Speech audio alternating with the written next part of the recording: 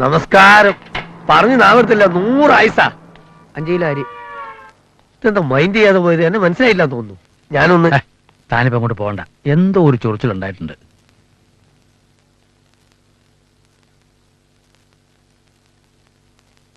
ഇവിടെ ഇരുന്ന തീപ്പെട്ടി എന്താ? ഇവിടെ ഇരുന്ന് തീപ്പെട്ടി ഇവിടെ നിന്ന് തീപ്പെട്ടി എടുക്കുന്നത് 10,008 പ്രാവശ്യം നിന്നോട് ഞാൻ പറഞ്ഞിട്ടുണ്ട്. രാവിലെ ഒരു വീഡിയോ എത്തിക്കാൻ. വീട് വലിക്കണമെങ്കിൽ തീപ്പെട്ടി കാശ് കൊടുത്ത് വാങ്ങിക്കണം. മേലാൽ ഈ തീപ്പെട്ടി എടുത്തിട്ടുണ്ടെങ്കിൽ ഒറ്റ ചവിട്ടാ നീ നിന്റെ ആ പണ്ടാര ചക്രം കൂടെ റോട്ടമ കിടക്കും. ഒന്നിനും ഒരു ഡിസിപ്ലിൻ ഇല്ല. അതുകൊണ്ടാണ് നീങ്ങ നന്നാവത്തെ. ഡാ, എന്തിനും ഒരു ചിട്ട വേണം. അത് പട്ടാളത്തിന് മാത്രം ഉണ്ടായ പോരാ. വിളക്ക് വെച്ചില്ല. ആ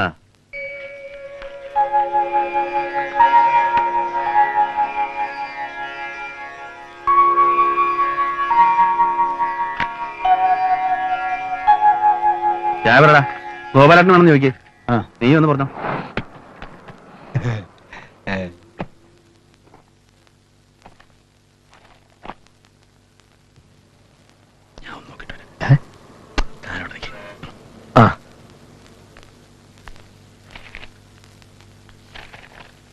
ഇന്നലെ വയറിന് സുഖമില്ലാണ്ടായോ? അല്ല, രാവിലെ ഒരു ഇടത്തിരിച്ചില്. അല്ല ഗോപാലേട്ടാ, നമ്മളെ വീട്ടില് നമ്മൾ ഓരോന്നുണ്ടാക്കണ എന്തിനാ? നമുക്ക് വേണ്ടിയല്ലേ? കിഴക്കൂർത്ത് ഒരു അശോക ചെത്തി നല്ല കൊലയായിട്ട് അങ്ങനെ പൂത്ത് നിന്നിരുന്നതാ. ഇപ്പൊ ഏതാണ്ട് ഷേവ് ചെയ്ത പോലെ ആയിന്നേ. എന്തു പറ്റി? മുഴുവൻ പറിച്ചെടുത്തു. ആര്? ഞാൻ തന്നെ.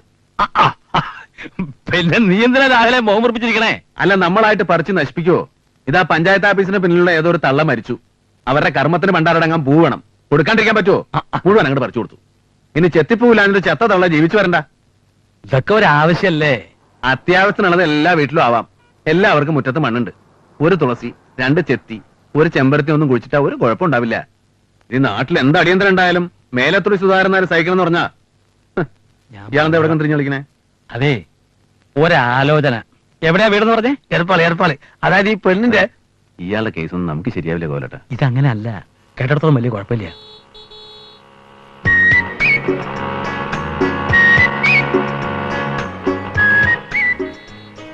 അത് നമ്മുടെ മേനോ മാഷിന്റെ ചെറുമോളല്ലേ? അല്ല, പൂ തേങ്ങ. നീ ഇക്കാര്യം പറ. അത് ഗോലട്ടൻ തീരുമാനിക്കും.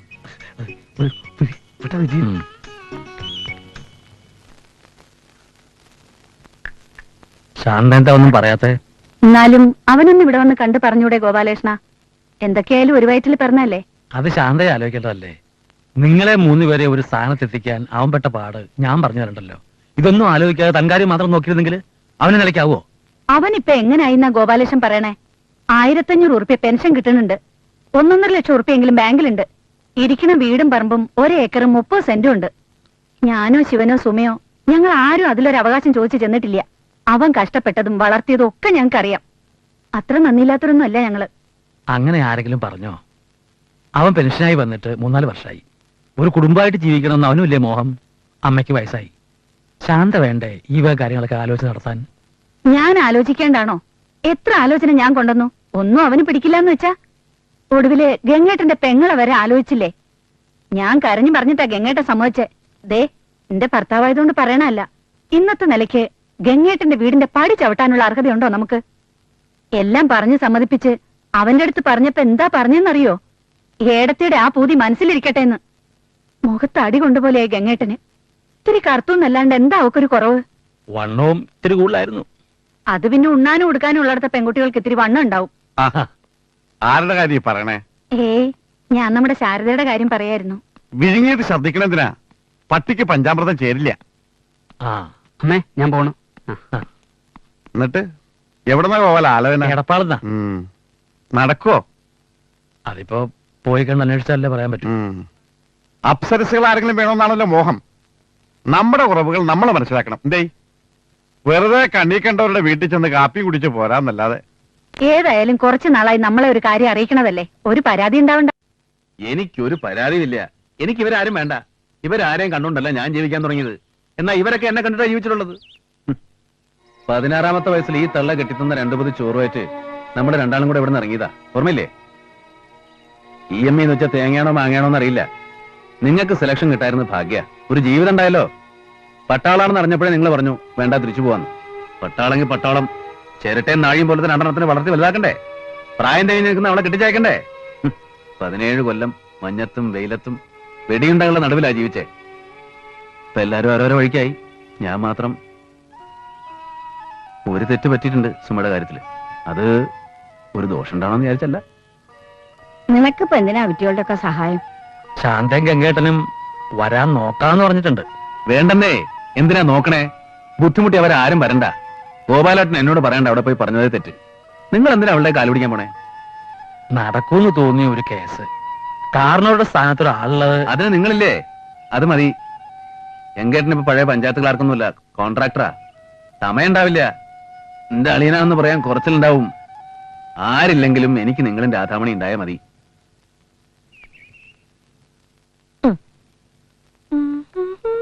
അമ്മേ, അച്ഛൻ ചൂടാവണു. നീയേ ഒരു വിസിറി എടുത്ത് വീശി കൊടുക്ക്, ചൂടാറട്ടെ. ഞാൻ പോയി പറയും. ആ അമ്മ, ഞാനും പോരട്ടെ? മോളു, നിന്നോട് പറഞ്ഞിട്ടുണ്ട് പറ്റില്ലാന്ന്. ഇനി അടികൊള്ളു കേട്ടോ. കഴിഞ്ഞില്ലേ ഇതിന്റെ ഒടുക്കത്തൊരു ഓ, മേക്കപ്പ്? കഴിഞ്ഞു. 1 മണിക്കൂറായിട്ട് വാക്കോട്ട് നോക്കിയിരിക്കുക. ഓ, നീ ഇനി ചമഞ്ഞാൽ തന്നെ എത്ര ചമയും.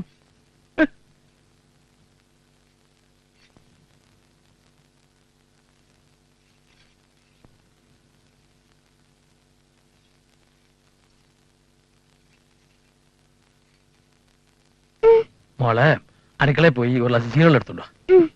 ആ ചൂടുണ്ടേ നല്ലോണം ആറ്റിട്ട് കൊടുത്താ അതിട്ടാ. ഞാൻ റെഡി. ഒരു ഗ്ലാസ് ചൂടുവെള്ളം കുടിച്ചിട്ട് പോവാം. അങ്ങനെ ഇപ്പൊ വെള്ളം കുടിക്കണ്ട. വേല മനസ്സിലിരിക്കട്ടെ. വേണ്ട വേണ്ട. ദേ. എന്താണ് ഇവിടെ? പട്ടാളക്കാരനായ ഡിസിപ്ലിൻ മാത്രം പോരാ, ഇത്തിരി ഔചിത്യം ആവാം. Sorry sorry sorry sorry.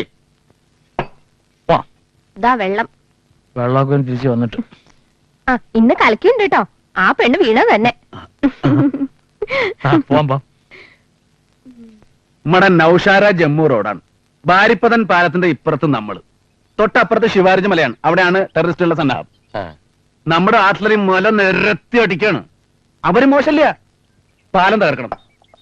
അതാണ് അവരുടെ പ്ലാൻ. പാലം കടന്നു കിട്ടിയാൽ നമ്മൾ അവരെ തരിപ്പടാക്കും. ഫയറിംഗ് എന്ന് പറഞ്ഞാൽ ഇങ്ങനൊരു ഫയറിംഗ് ഞാൻ ലൈഫിൽ കണ്ടിട്ടില്ല. കമാൻഡിംഗ് ഓഫീസർ ഒരു പഞ്ചാബി, അവർ മിൽഖാത് സിംഗ്, അറിയോ? ഇല്ല. പുലിയാണ്, പുലി. മൂവ് ചെയ്യാൻ ഓർഡറായി. പറ്റില്ല എന്ന് പറയാൻ പറ്റുമോ? ഇൻഫൻട്രിയിൽ ഞങ്ങൾ 7 വരാം. ചായ. എന്നിട്ട് പാലം കടന്നോ? കടക്കാണ്ടിരിക്കാൻ പറ്റുമോ?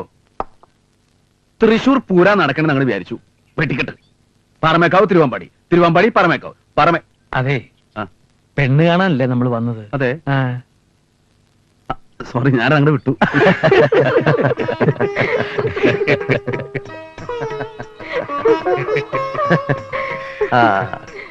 അവൾക്കത് പുതുമയൊന്നുമല്ല. എന്റെ കത്തി കുറെ കേൾക്കണതല്ലേ. അത് ഞങ്ങള് പട്ടാളക്കാരുടെ കുറ്റൊന്നുമല്ല. പറഞ്ഞാലും പറഞ്ഞാലും തീരാത്ത അനുഭവങ്ങൾ കടന്നു വന്നവരാ അല്ലേ സുധാകരൻ നായരെ? അതെ. ആ, ചായ തണുക്കും. ചായ തന്നാളോട് ഒരു വാക്ക് മിണ്ടാട്ടോ. സോറി. സുഭദ്ര എന്നല്ലേ പേര്? അല്ല, സുമിത്ര. ഓ, മറന്നു. സുമിത്ര, ചായ നന്നായിണ്ട്. ഒരു നന്ദി പറഞ്ഞേക്ക് സുമിത്രേ. താങ്ക്സ്. പെൺകുട്ടികളുടെ കല്യാണം ഇപ്പൊ ഒരുതരം കുതിരക്കച്ചവടമായിട്ടുണ്ട്. ആ മനസ്സിലായിട്ട് വരുന്നവർക്ക് എന്റെ മോളെ ഞാൻ കൊടുക്കില്ല. എന്റെ മോൾക്ക് കൊടുക്കണ്ട എന്താന്ന് നിശ്ചയിക്കേണ്ടത് ഞാനാ. കച്ചവടക്കാരനല്ലാത്ത ഒരാള് വരാണ്ട് അവളിവിടെ നിന്നു പോവെങ്കി വേണ്ട. എന്തേ? ഞങ്ങള് കച്ചവടക്കാരാണ്, പെണ്ണുകെട്ട് കച്ചവടമല്ല. ഞങ്ങൾക്ക് ഒറ്റ ഡിമാൻഡേ ഉള്ളൂ, പെൺകുട്ടി നന്നായിരിക്കണം.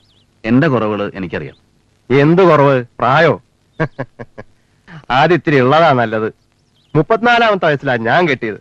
പിന്നെ സുധാകരൻ നായർ പറഞ്ഞ പോലെ കാല് നാട്ടുകാര് തല്ലുപിടിച്ചൊന്നുമല്ലല്ലോ, രാജ്യത്തിന് വേണ്ടി കൊടുത്തതല്ലേ.